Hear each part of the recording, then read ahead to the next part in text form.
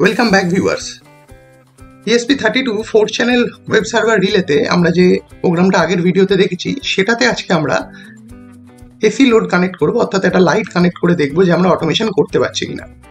একবার আমি লিঙ্কটা দিচ্ছি, সেখানে প্রোগ্রামটা কি করে আপলোড করেছে আর কিভাবে কি করেছে সেটা একবার দেখে নাও, তারপর আমরা ভিডিওটা শুরু করছি।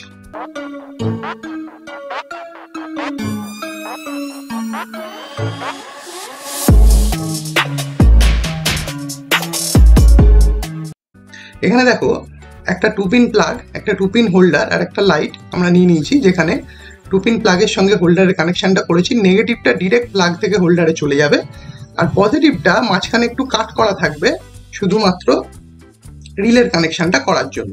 এবার বাকিটা চলো আমরা দেখে নিই। দেখো আগের ভিডিওতে ঠিক যেভাবে কানেকশনটা করেছিলাম সেইভাবে কানেকশনটা করা। আমাদের এখানে রিলেটা কাজ করছে, এখানে আমরা 4টে রিলেকে অ্যাক্সেস করতে পারছি। এবার আমরা এসি লোডটা কানেক্ট করে নিই।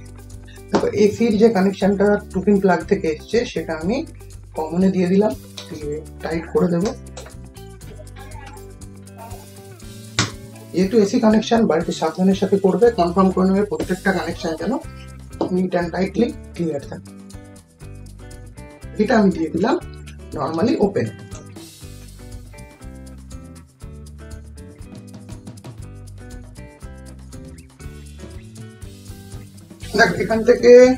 দেখো এখান থেকে এসির কানেকশনটা এসছে, রিলে থেকে ঘুরেছে, এখানে ল্যাম্পে গেছে আর এখানে ESP32 কানেক্ট আছে। এবার আমরা ঠিক আছে, আমি এখান থেকে এসি লোডটা কন্ট্রোল করব।